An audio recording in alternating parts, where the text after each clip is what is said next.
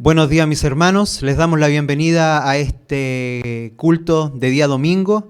Estamos muy gozosos de poder llegar a sus hogares a través de este formato que hemos venido realizando desde hace varios meses ya, gracias a la famosa pandemia. Y estamos contentos y agradecidos del Señor por poder abrazarles a la distancia y de poder tener igual una instancia de adoración a nuestro Padre Celestial. Para iniciar este culto, les voy a pedir que de manera muy reverente cierren sus ojos, ustedes en sus hogares y nosotros aquí, para orar a nuestro Dios, a nuestro Padre, y pedirle que Él dirija todo lo que vamos a hacer el día de hoy. Así que oremos a nuestro Señor. Padre Celestial, le damos las gracias, Dios, porque usted es bueno, porque usted ha mostrado su misericordia durante todo este tiempo, Señor. Le damos gracias, Padre, porque usted es fiel y hemos podido verlo en nuestras vidas, Señor, en nuestras manos, en nuestros hogares. Gracias, Padre, porque tú no fallas. Tu fidelidad ha estado tan patente en este tiempo, Señor. Te agradecemos, Dios, porque tu misericordia se ha hecho una realidad durante estos duros meses. Señor, en esta mañana queremos pedirle humildemente que usted sea quien bendiga todo el servicio que vamos a realizar en este culto. Queremos que sea usted quien habla a nosotros a través de las alabanzas, a través de la prédica, a través de todo lo que vamos a compartir, Señor. Que sea algo completamente bíblico y que sea completamente al pie de su palabra y no otra cosa. Que todas nuestras ideas individuales queden fuera, que nuestros sentimientos, Señor, personales, queden limitados por la verdad y el amor de su palabra. Gracias, Dios, por permitirnos tener esta instancia para compartir con nuestros hermanos.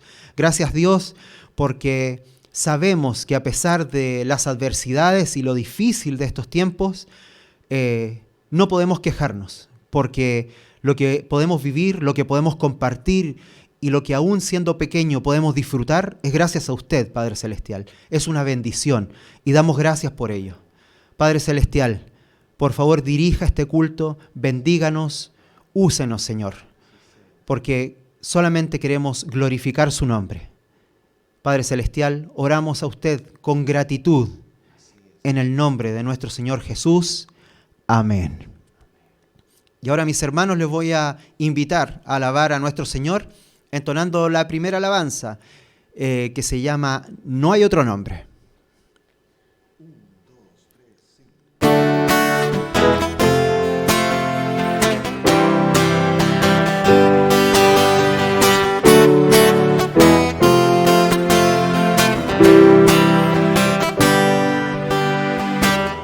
Para darte la gloria, para darte el honor, es que estamos aquí, Señor, reunidos en tu nombre, levantando las manos y alzando la voz, proclamando ya al mundo que tú eres Señor, porque no hay otro nombre bajo el cielo dado a los hombres en que la humanidad pueda hallar vida y salvación, porque no hay otro nombre bajo el cielo dado a los hombres en que la humanidad pueda hallar vida y salvación.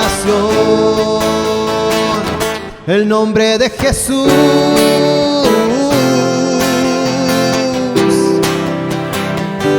el nombre de Jesús,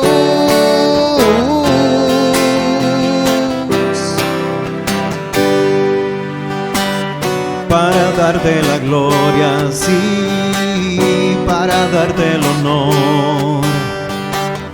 Es que estamos aquí, Señor, reunidos en tu nombre, levantando las manos y elevando la voz, proclamando ya al mundo que tú eres Señor, porque no hay otro nombre bajo el cielo dado a los hombres en que la humanidad pueda hallar vida y salvación, porque no hay otro nombre bajo el cielo dado a los hombres en que la humanidad pueda hallar vida y salvación. El nombre de Jesús,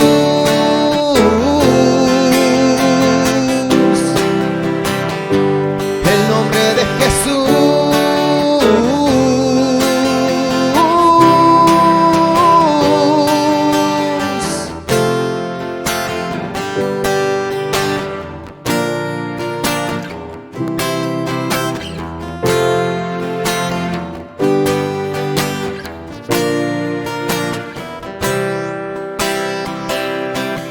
Porque no hay otro nombre bajo el cielo dado a los hombres en que la humanidad pueda hallar vida y salvación. Porque no hay otro nombre bajo el cielo dado a los hombres en que la humanidad pueda hallar vida y salvación. El nombre de Jesús,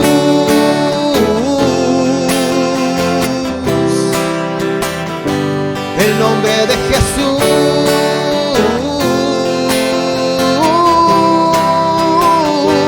el nombre de Jesús,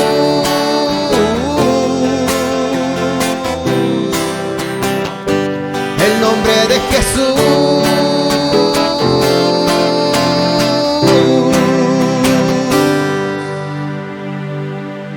Amén.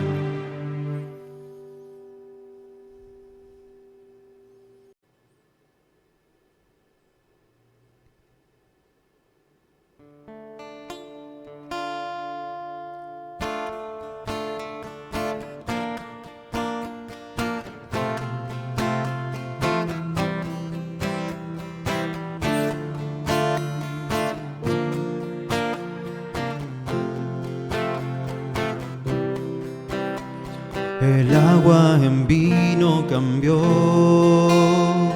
al ciego la vista le dio. Nadie iguala a nuestro Dios. Brillas en la oscuridad, por siempre permanecerás. Nadie iguala a nuestro Dios. Mi Dios es grande, mi Dios es fuerte, eres tan alto e incomparable. Mi Dios nos sana y nos asombra, mi Dios, nuestro Dios.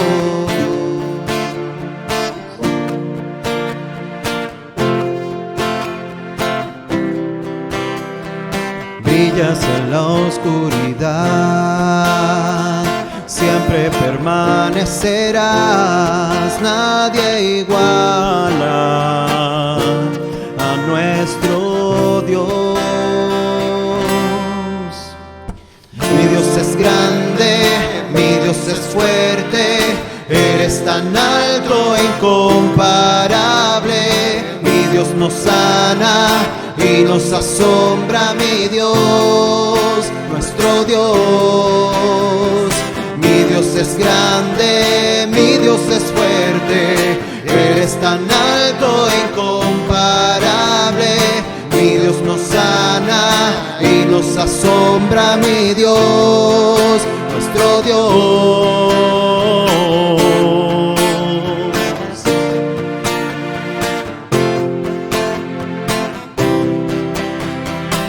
Si Dios es por nosotros, nosotros? ¿Quién contra nosotros? Si Dios es por nosotros, nadie se nos opondrá. Si Dios es por nosotros, ¿quién contra nosotros? Si Dios es por nosotros, nada se nos opondrá. Si Dios es por nosotros, ¿quién contra nosotros? Si Dios es por nosotros, nada se nos opondrá. Si Dios es por nosotros, ¿quién contra nosotros? Si Dios es por nosotros, nada se nos opondrá.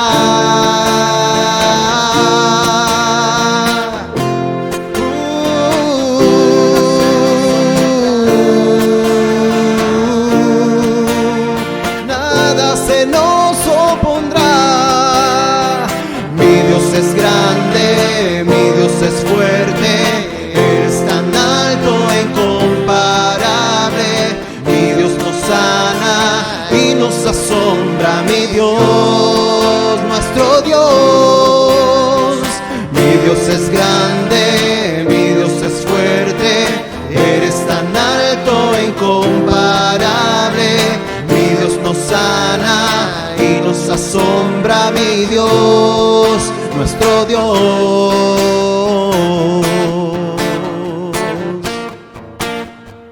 Eres tan alto e incomparable. Mi Dios.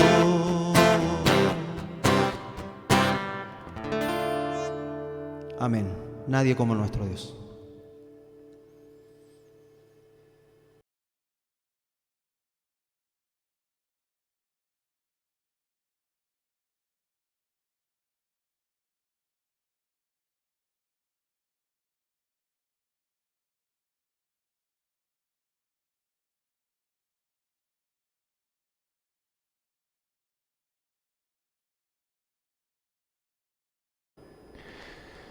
Les damos la más cordial bienvenida a cada uno de ustedes en este tiempo en el cual hemos podido alabar a Dios y que también queremos ahora poder escuchar lo que nos tiene que decir a través de su palabra. En mi caso personal fue alrededor de los 16 años en el cual fui por primera vez a una iglesia evangélica. Ahí estuve en el culto entendiendo acerca del mensaje hasta que en un momento, luego de asistir unas cuantas veces, me di cuenta que Dios estaba actuando en mi vida. Cuando ya llegué a una convicción acerca de poner mi fe en Jesucristo, empecé a realizar distintas actividades dentro de la iglesia, con mucho entusiasmo, con muchas ganas, sin mucho entendimiento ni comprensión. Me empecé a involucrar en las actividades que tenía esa iglesia. Pero en mi caso particular nunca estuve o participé en un estudio acerca de los principios que la Biblia declaraba acerca de lo que significaba ser cristiano. Y creo que esto es importante porque muchos de aquellos que participan en una iglesia cristiana evangélica no conocen, no comprenden completamente qué es lo que significa ser un cristiano. Es por eso que esta y las próximas 2 semanas haremos un alto en los mensajes que estábamos dando acerca del libro de Eclesiastés y queremos tomarnos este tiempo para hablar de 3 palabras que definen o que explican lo que significa ser un cristiano. Y el día de hoy revisaremos lo que la Biblia nos dice acerca de lo que es un discípulo. Y esto es importante porque en el Nuevo Testamento la palabra cristiano solamente aparece en 3 ocasiones. Hay muchas otras palabras que se utilizan en la Biblia para referirse a los creyentes que aparecen en una cantidad mucho mayor. Y una de ellas es discípulo. Cristiano aparece en una ocasión en el libro de Hechos, en el capítulo 26, cuando Pablo está con Agripa y Agripa le dice, por poco me persuades a ser cristiano. Esa es la primera vez. En primera de Pedro 4:16, el apóstol Pedro está hablando de que nosotros padecemos como cristianos.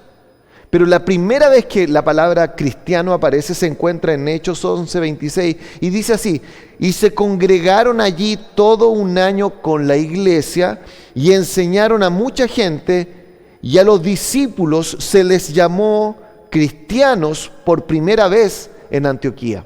Ahí está.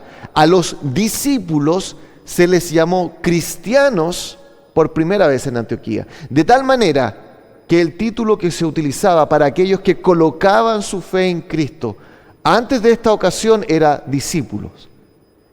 El día de hoy, con la ayuda del Señor, veremos algunas ideas equivocadas de lo que significa ser un discípulo y luego una definición y poder explicar esta definición para que nosotros entendamos qué significa ser un discípulo de Jesús. Pero antes de eso, tengamos un tiempo para orar. Padre, queremos darte las gracias a esta hora. Señor, queremos pedirte que nos ayudes no solamente a ver nuestra relación contigo como la relación que tenemos con una iglesia local, con una cultura evangélica, una subcultura evangélica dentro de nuestro tiempo actual, sino entender claramente lo que significa que nosotros somos discípulos de Jesucristo. Padre, pedimos que sea tu Espíritu a esta hora con nosotros y agradecemos esto en el nombre de Jesús. Amén. A los cristianos se les llamó cristianos en Antioquía, pero antes de eso se les llamaba discípulos. Es la palabra más común que se utiliza en los evangelios para referirse a los seguidores del Señor Jesucristo.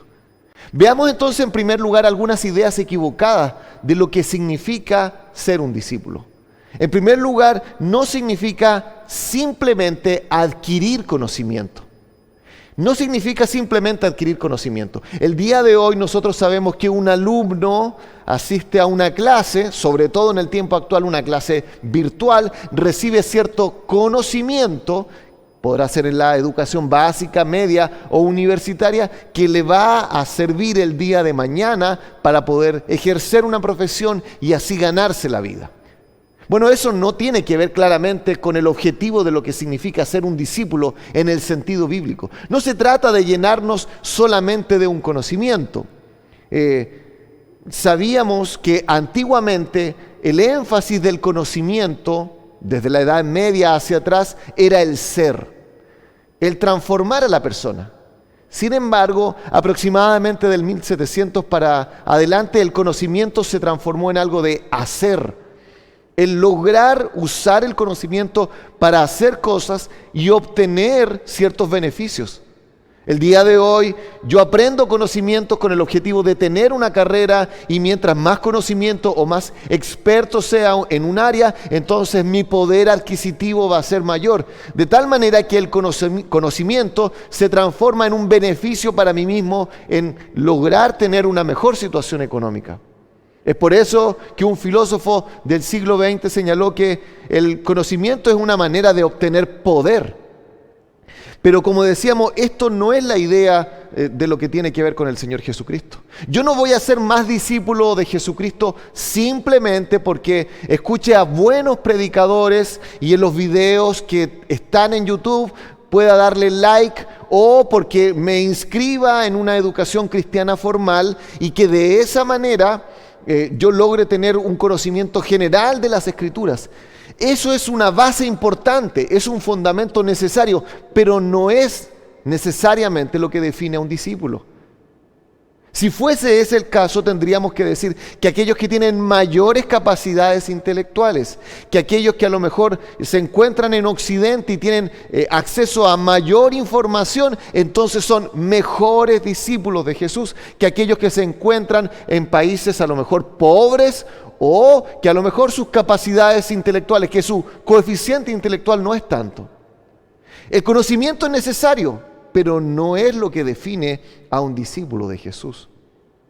En segundo lugar, ser un discípulo de Jesús no significa adquirir o adscribirse a una religión, sea evangélica, ortodoxa, católica o cualquier otra. Piénsalo un minuto, cuando el Señor Jesucristo estuvo en el primer siglo, dentro del judaísmo habían distintas facciones o maneras de ver e interpretar la obra de Dios en el Antiguo Testamento. Habían pasado 400 años de silencio desde que Dios habló por última vez a través de los profetas como Malaquías. Y ellos estaban viviendo en una realidad donde continuaban teniendo la religión, participaban aún de los sacrificios en el templo, seguía todo eso activo bajo el cuidado incluso de los romanos, aceptando ellos esta manera de vivir esta vida religiosa judía. Pero habían distintas facciones, estaban los fariseos, estaban los saduceos, habían otro grupo que era más pequeño, los esenios, y habían otros que se consideran los herodianos y su contraparte, los celotes. Los fariseos enfatizaban el moralismo, los saduceos enfatizaban el liberalismo, los esenios tenían una visión que se marcaba en el misticismo, y los herodianos y también sus contrapartes, los celotes, hablaban del involucramiento político. Cada uno veía la relación con Dios con un énfasis diferente. Los fariseos pensaban que se trataba de adscribirse en cada detalle, en obras acerca de nuestra relación con Dios. Los saduceos pensaban que ellos tenían que mezclar la sabiduría hebrea con la sabiduría griega y hacer una mixtura que fuera coherente y aceptada en esos tiempos.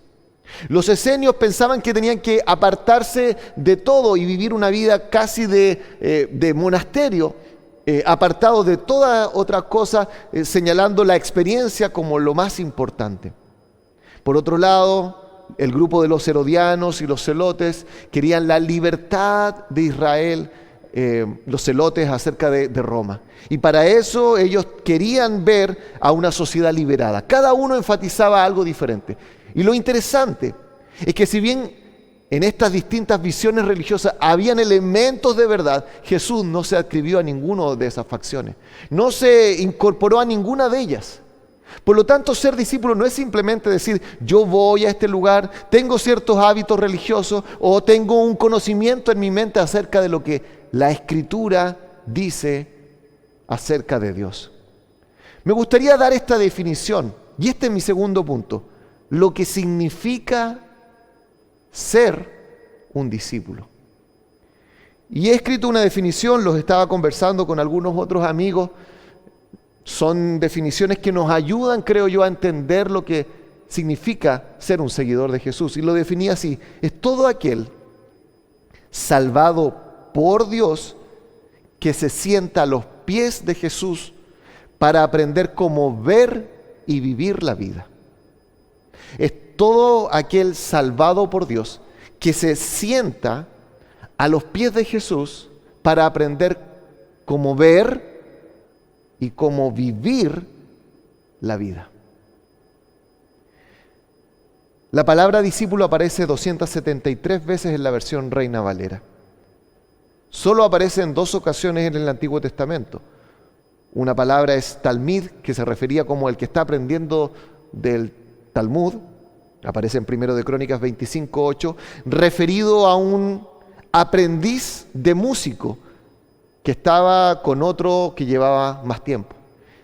Aparece otra palabra, limud, en Isaías 8:16, que se refiere a aquellos discípulos de Jehová. Pero esta palabra discípulo aparece sobre todo en los evangelios. Es la palabra griega matetes y significa seguidor, significa alumno. Alguien que está siguiendo a Jesús. Recordemos esto: Jesucristo, en su último mensaje, conocido también como la Gran Comisión en Mateo capítulo 28, dijo que toda potestad les dada a Él, en los cielos, en la tierra. Y a esos que estaban ahí les dice, por tanto, id y haced discípulos. De tal manera que el ser un discípulo del Señor es la orden que el Señor le dio a su iglesia. Y es por eso que es tan importante que entendamos qué significa. Espero que a través de este mensaje nos ayude a analizar si nosotros seguimos o estamos siendo discípulos del Señor. Porque muchas veces sucede en la vida cristiana que hay un gran impacto en nuestro momento de conversión que trastoca toda nuestra visión de vida, pero que a través de los años nos vamos conformando, nos vamos habituando a ciertas rutinas que hacen que ese poder transformador que hubo en un comienzo se vaya debilitando a través de los años, a través de las distintas cosas que vivimos. Ese mismo impacto y poder transformador que Dios utilizó cuando le conocimos, Dios quiere que continúe en cada momento, en cada una de las etapas de nuestra vida. Que no simplemente nos vamos acercando hacia una visión religiosa a través de los años, sino que continuemos con un compromiso de seguir a Jesús donde quiera que Él quiera que vayamos y todo lo que eso implique para nuestras vidas. Por lo tanto, tomemos esta definición y tratemos de aplicarla entonces a nuestra vida. Dijimos en primer lugar que es todo aquel que es salvado por Dios. Y quisiera pedirte que me acompañes a Juan en el capítulo 6, versículo 22.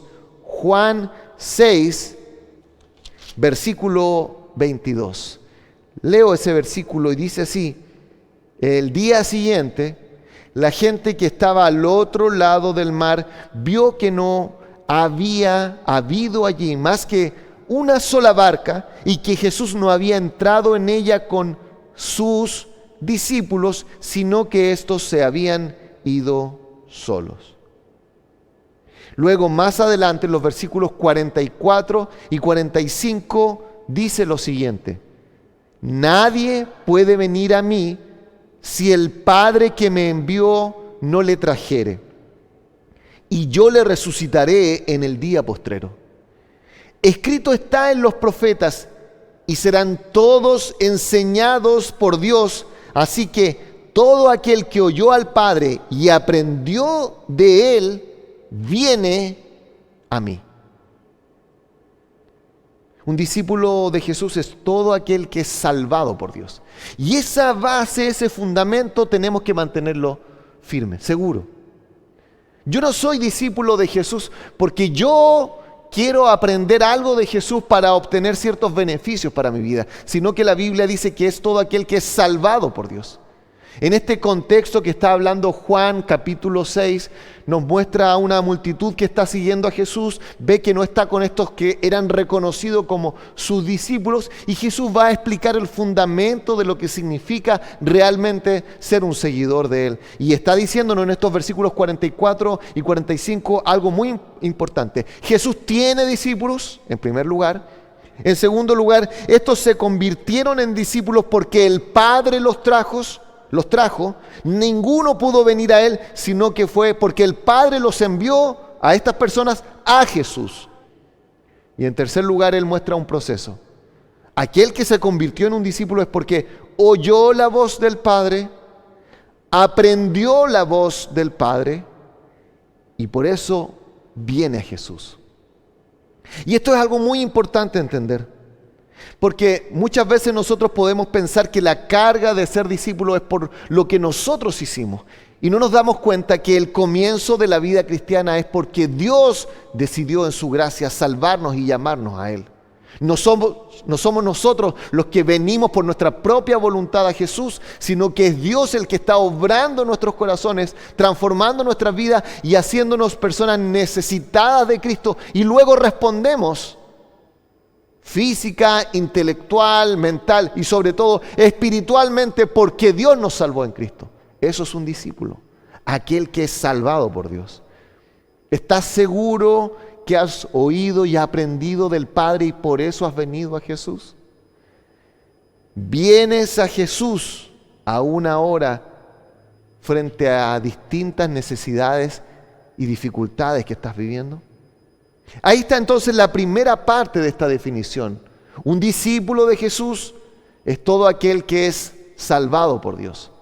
Pero vamos ahora entonces a la segunda parte de esta definición.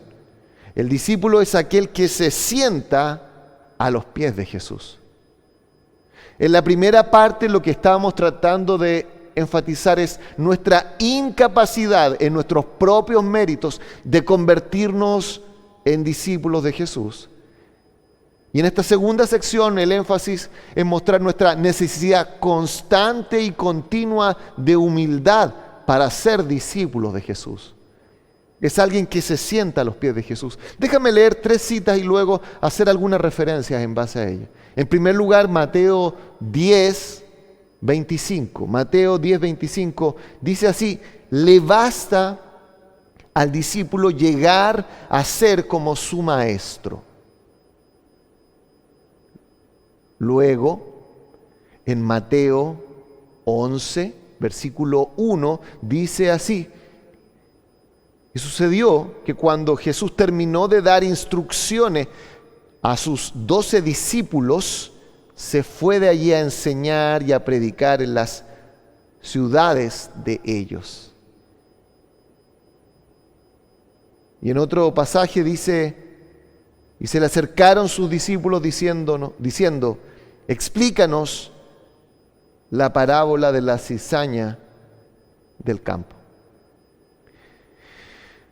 Un discípulo de Jesús es alguien que es salvado por Dios, pero luego que se sienta a los pies de Jesús. Y lo que queremos mostrar con eso es que un discípulo es alguien que se da cuenta que necesita aprender. Digámoslo de otra manera, es alguien que es enseñable. Yo creo que a todos nos ha pasado que hemos llegado a conocer a personas que parecieran saberlo todo. Cualquier cosa que uno diga a ellos ya lo saben de antes. ¿Te ha pasado? Uno toca cualquier tema, cualquier cosa, y dice: no, yo la sé, y te empiezan a explicar, y de verdad saben. Lamentablemente podríamos decir que hay cristianos que parecieran ser cristianos saberlo todo. Que uno dice a cualquier tema y ellos te dan 2, 3 veces más información de lo que uno maneja. Y muchas veces puede ser cierto que haya un gran conocimiento. Yo recuerdo años atrás que conocí a un cristiano que él era una persona increíblemente apta en la Escritura. Alguien empezaba a decir un versículo y él inmediatamente sabía dónde estaba, lo buscaba en la Biblia, se colocaba de pie y lo podía recitar, la lectura la encontraba inmediatamente y decir dónde se encontraba en la Biblia. Sin embargo, recuerdo que una vez hicimos un viaje relativamente largo, estábamos conversando, era tarde en el bus, y él alzó la voz mientras conversábamos, solamente porque estábamos teniendo un buen tiempo, y la persona de adelante, que no era creyente, se enojó, se molestó y empezó a decir algunas cosas. Ahora, era una situación difícil, era una situación de prueba para estos discípulos que estábamos ahí, que de hecho íbamos con un objetivo de aprender algunas cosas más. Sin embargo, la reacción de este creyente no fue la mejor. Incluso le ofreció resolver el problema a través de las manos cerradas, de los puños. Por eso es importante que nos demos cuenta que no se trata simplemente de conocimiento. El conocimiento es importante, pero realmente ser un discípulo de Cristo es alguien que está puesto a los pies de Jesús. Estos pasajes que recién leíamos, el Señor Jesucristo decía que le basta al discípulo ser como su maestro. Nosotros tenemos un maestro tan grande, tan maravilloso, tan increíble en su enseñanza, que si nosotros nos lográramos acercar un poco acerca de quién es Él, de su carácter, de su vida, de la manera de enfrentar todo lo que sucedía, nuestra vida sería completamente diferente. La meta es ser como Jesús. Y te pregunto, ¿te estás pareciendo este año 2021 más a Jesús que el año pasado? Uno de nuestros ancianos me dice que en cada ocasión cuando se enfrenta a una situación se hace esta pregunta: ¿qué haría Jesús en mi lugar? ¿Qué haría Jesús en mi lugar? ¿Te estás pareciendo más a Jesús este 2021 que el año 2020? La meta es ser como Jesús. Y esto implica no conformarse a algo superficial, sino que implica invertir tiempo. No sé si te diste cuenta en estas lecturas, el Señor Jesucristo había entregado algunas parábolas y la multitud se fue. Escuchó a Jesús, entendió las parábolas o creyó entender superficialmente la parábola y se fueron. Pero estos discípulos no. Ellos fueron a Jesús y le dijeron: Señor, explícanos la parábola de la cizaña del trigo. No entendimos. Queremos pasar más tiempo, no logramos entender, no lo logramos entender a la primera, Señor, vamos a necesitar una segunda explicación, pero hay algo, no quiero irme de acá sin poder entender tu mensaje para mí. Ser un discípulo de Jesús es alguien que ha sido salvado por Dios y que luego está dispuesto a estar a los pies de Jesús el tiempo que requiera para poder entender el plan de Dios para su vida. ¿Estás dedicando tiempo diario para estar con Jesús? Si te declaras un cristiano y eres un seguidor de Cristo, ¿usas el tiempo para poder estar con Él y aprender de Él? Y me gustaría pasar a la tercera parte. Dijimos primero que un cristiano es aquel que es salvado por Dios. En segundo lugar, que se sienta a los pies de Jesús. Y finalmente es para aprender cómo ver y vivir la vida. En el primer caso hablábamos de nuestra incapacidad humana de salvarnos. En el segundo caso hablábamos de la humildad continua, constante que necesitamos para aprender del Señor Jesús a sus pies. Y en tercer lugar estamos enfatizando el tema práctico. El conocimiento es necesario en la Biblia, pero no como un instrumento de poder, como dijo Foucault, sino como una oportunidad de transformación. Es un conocimiento transformador, algo que te hace una persona diferente. Y hay muchos pasajes en la Biblia donde se explica esto, pero me gustaría llevarte a uno de ellos en el libro de Mateo, en el capítulo 11. Mateo, capítulo 11. Es un pasaje muy conocido y quisiera leerlo en primer lugar y luego que pudiésemos comentar algunas cosas de él. Versículo 27 al 30. Dice así: todas las cosas me fueron entregadas por mi Padre, y nadie conoce al Hijo sino el Padre, ni al Padre conoce a alguno sino el Hijo, y a aquel a quien el Hijo lo quiera revelar. Venid a mí, todos los que estáis trabajados y cargados, y yo os haré descansar. Llevad mi yugo sobre vosotros y aprended de mí, que soy manso y humilde de corazón, y hallaréis descanso para vuestras almas, porque mi yugo es fácil y ligera mi carga.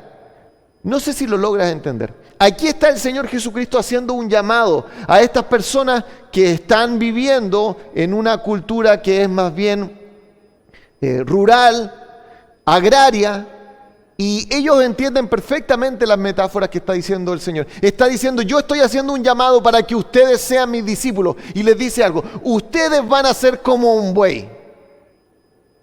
Bueno, prefieres cambiar el animal, cámbialo, pero no importa. Tú vas a ser como un buey. Y sabes que para ser mi discípulo tienes que colocarte acá encima un yugo. Es imposible que seas mi discípulo si no llevas mi yugo. Por eso decimos que ser un discípulo de Jesús es aprender cómo ver y vivir la vida. No se trata meramente de información, porque si no hay transformación, entonces en realidad no he entendido lo que significa ser un discípulo. Cargar con el yugo, la idea del yugo, lo que el Señor Jesucristo está tratando de decirnos es esto: que debo someterme a Jesús como el Maestro para imitarle y volverme como Él. Debo someterme a Jesús como el Maestro para imitarle a Él y volverme como Él.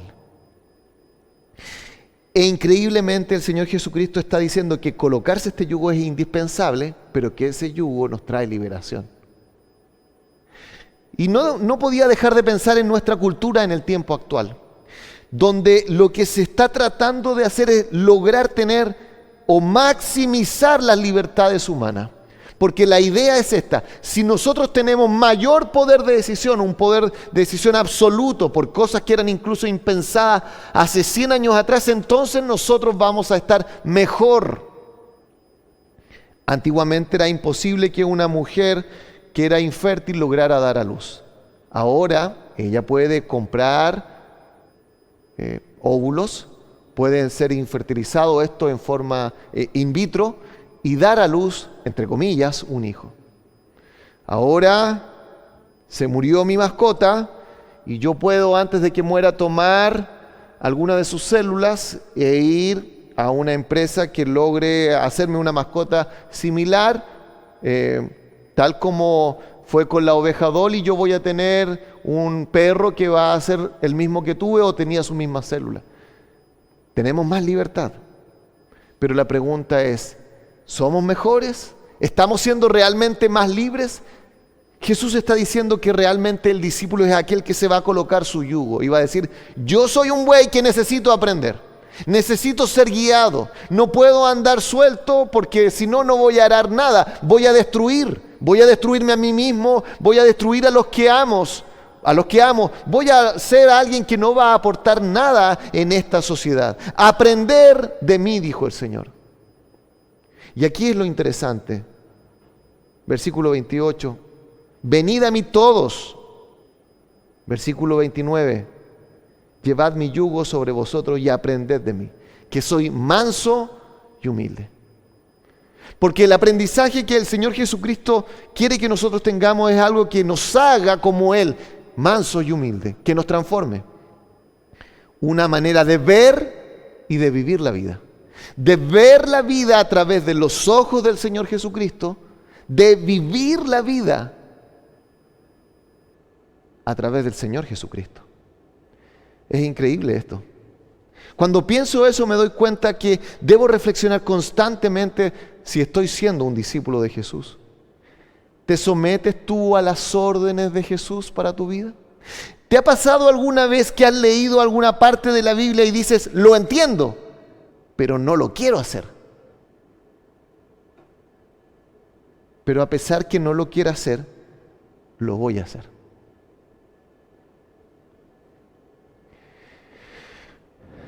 Quisiera terminar diciendo esto. Ser un discípulo de Jesús significa aprender de Él y desaprender de muchas cosas que yo he aprendido. Cuando uno llega a Cristo, llega con toda su vida. Llega con su infancia, con su juventud, con malos hábitos, con una manera de vivir la vida moldeada por nuestra sociedad actual, y que incluso siendo cristianos seguimos siendo influenciados, moldeados, como dice Pablo en el libro de Romanos, no os conforméis a este siglo. Porque increíblemente Jesús dice que para ser un discípulo hay cosas en nuestra vida que tienen que ser cambiadas sí o sí. Por eso me gustaría que fuésemos a Lucas capítulo 14 y viésemos entonces ahora que ser un discípulo de Jesús implica también renunciar. Lucas 14, versículos 25, dice así: grandes multitudes iban con él y volviéndose les dijo: si alguno viene a mí y no aborrece a su padre y madre y mujer e hijos y hermanos y hermanas y aún también su propia vida, fíjate, no puede ser mi discípulo. Versículo 27. Y el que no lleva su cruz y viene en pos de mí, no puede ser mi discípulo. Versículo 33. Así pues, cualquiera de vosotros que no renuncia a todo lo que posee, no puede ser mi discípulo.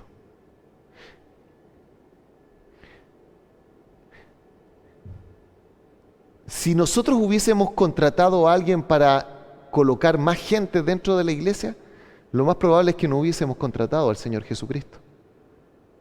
Porque pareciera ser que el Señor Jesús era un ahuyentador profesional de personas interesadas, espiritualmente inquietas. Jesús pareciera que los hubiese ahuyentado. Habían grandes multitudes y quizás era un gran momento para dar un mensaje de amor, de humanidad, de paz y de felicidad, ¿no es cierto? Hubiésemos contratado a un religioso moderno, hubiese dado, mire qué bueno, este espíritu, estas grandes multitudes que vienen en busca de Dios y del significado de la vida. Pero Jesús no era así. Y en 3 ocasiones repite, si ustedes no renuncian a ciertas cosas, no pueden ser mi discípulo. Tengo que renunciar a los ídolos de la familia y la cultura, versículo 26. Tengo que renunciar al ídolo de la autosatisfacción, versículo 27. Tengo que renunciar al ídolo del materialismo, versículo 33. Déjame explicar un poco acerca de esto para que podamos entender lo que Jesús está diciendo. Versículo 26.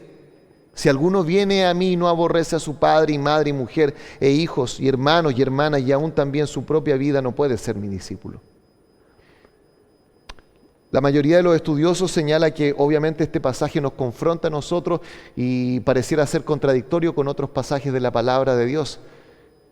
El significado al menos de la palabra aborrecer. ¿Qué quiere decir Jesús con aborrecer? Claramente hay muchos pasajes en los cuales la Biblia nos llama a que el primer mandamiento es amar a Dios con todo nuestro corazón y amar a nuestro prójimo. Por lo tanto, Jesús no está diciendo acá que debamos odiar a aquellas personas que ha puesto en nuestra vida. Lo que está hablando es de lo que sucede cuando tú y yo tenemos las prioridades tergiversadas. Buenas cosas puestas en lugares equivocados no van a ser de ayuda. Yo no coloco mi cocina en el baño, no coloco mi cama dentro de la tina o de la ducha. Son buenas cosas todo eso, pero cada una tiene que estar en su lugar. Y Jesús está diciendo, si vas a ser mi discípulo, lo primero en tu vida, lo más importante, tiene que ser tu relación conmigo. Y a veces puede ser que tu propia familia se transforme para ti en un ídolo y algo más importante. Y eso significa que tienes las prioridades cambiadas. En segundo lugar, puede ser que tu ídolo más importante sea vivir para tu autosatisfacción. Versículo 27. Y el que no lleva su cruz y viene en pos de mí no puede ser mi discípulo. Porque ser discípulo de Jesús implica renunciar. Y a veces renunciar a cosas que yo mismo pienso que serían lo mejor para mí. Y en tercer lugar, la tercera vez que el Señor repite esto, versículo 33 dice, así pues, cualquiera de vosotros que no renuncia a todo lo que posee, no puede ser mi discípulo. Ser discípulo de Jesús implica renunciar a los ídolos de la familia, la cultura, el ídolo de la autosatisfacción y en tercer lugar, al ídolo del materialismo. Un pastor escribió un libro luego de haber pastoreado en una mega iglesia en Estados Unidos años y hacer un viaje para conocer a cristianos de una condición mucho más difícil económicamente en África. David Platt escribió un libro llamado Radical y él puso lo siguiente: la satisfacción en nuestras vidas y el éxito en la iglesia no se encuentra en lo que nuestra cultura considera más importante, sino en una renuncia radical para seguir a Jesús. En una renuncia radical para seguir a Jesús. ¿Estás dispuesto a ser un discípulo de Jesús? ¿Estás dispuesto a una renuncia radical en tu vida? Porque al final de cuentas, ser un discípulo de Jesús es tener una lealtad total a Jesús. Padre, Señor, ayúdanos a aprender a través de estas palabras que tú has dejado en las Escrituras. ¿Cuál es la clase de relación que tú deseas que nosotros tengamos contigo? Señor. No queremos ser simplemente de las multitudes que seguían momentáneamente a Jesús, sino que queremos sentarnos a sus pies para ver una vida cambiada, nuestra propia vida cambiada, bajo la enseñanza de nuestro Maestro. Gracias, Señor, porque tú nos llamaste a ser tus discípulos en Cristo. Te lo agradecemos y pedimos que obres en nuestras vidas, en el nombre de Jesús. Amén.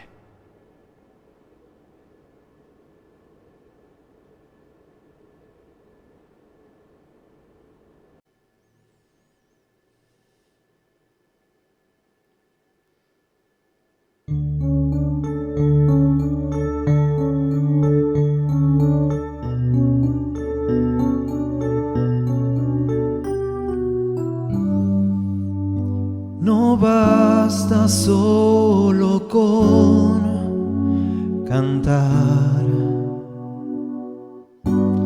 no basta solo con decir, no es suficiente solo con querer hacer. Es necesario morir.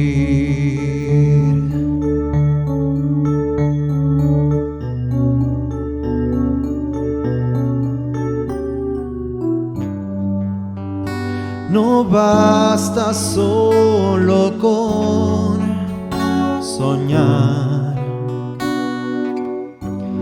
no basta solo con pedir.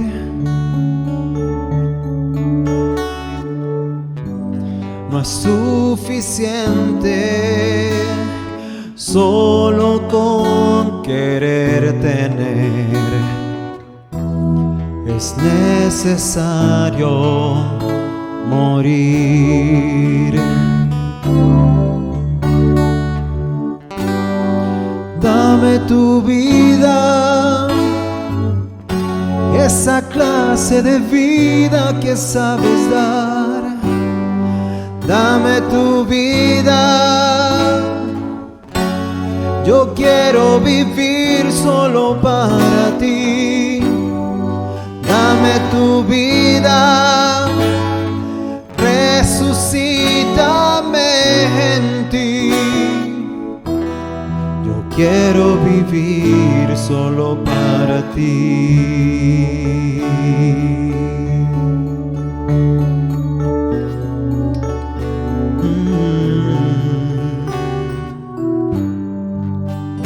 No basta solo con cantar,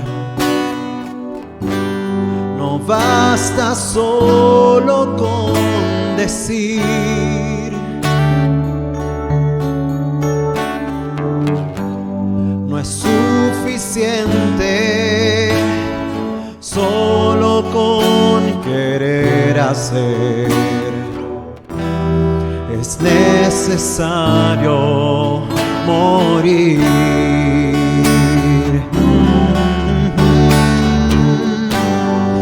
Dame tu vida, esa clase de vida que sabes dar. Dame tu vida, yo quiero vivir solo para ti. Dame tu vida, resucítame en ti. Yo quiero vivir solo para ti.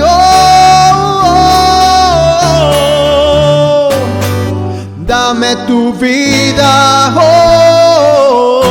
esa clase de vida que sabes dar.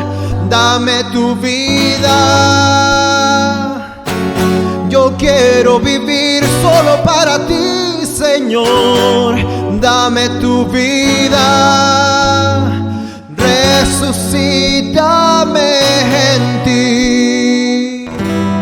Yo quiero vivir solo para ti. Ayúdame, Señor Jesús. Yo quiero vivir solo para ti, nadie más. Yo quiero vivir solo para ti.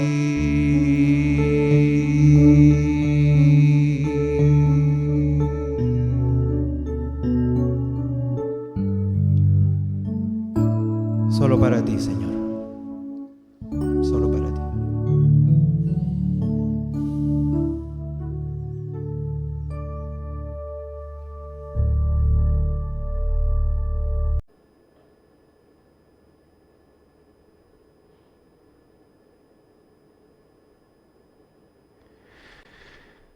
Hemos logrado durante este tiempo poder alabar a Dios, orar y aprender acerca de su palabra.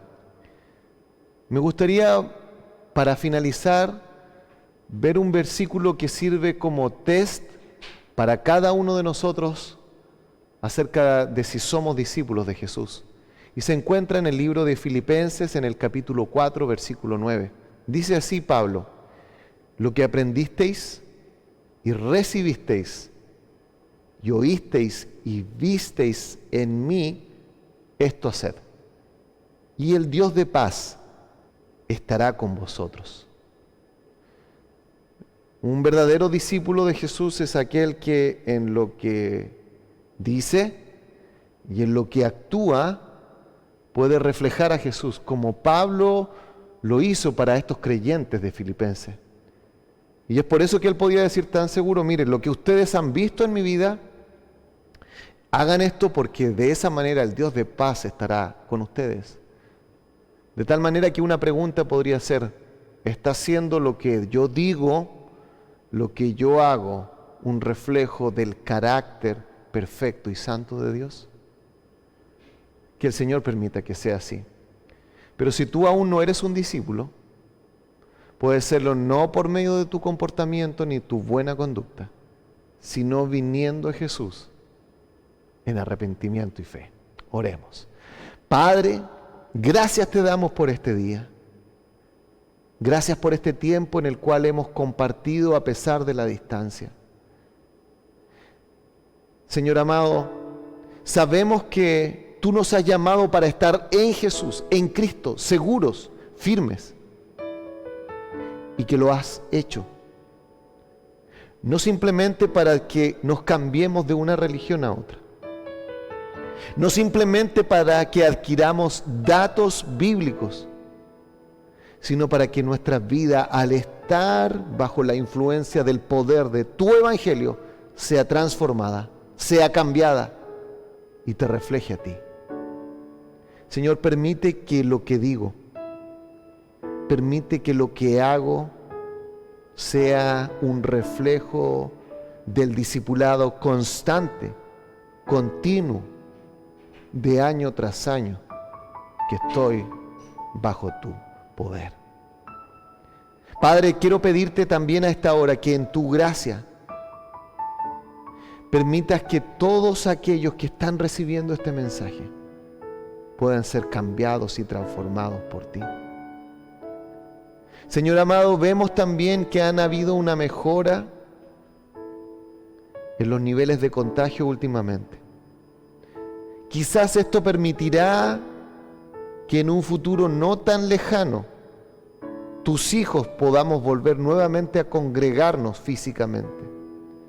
Y Señor, quisiera orar por eso, porque seguro cada uno de nosotros puede responder frente a esto de distintas maneras. Hay algunos que quizás se han acostumbrado a servicios desde su casa. Otros quizás por temor dirían: prefiero no reunirme. Padre, tú conoces todas las cosas y en esto ejercemos la libertad cristiana. Pero claramente, tu anhelo, tu deseo es ver a tu pueblo juntos en un mismo lugar, adorando, exaltando tu nombre. permite que podamos prontamente hacerlo y honrar y glorificar tu nombre. Te lo pedimos, Señor, y te agradecemos este tiempo. En el nombre de Jesús. Amén.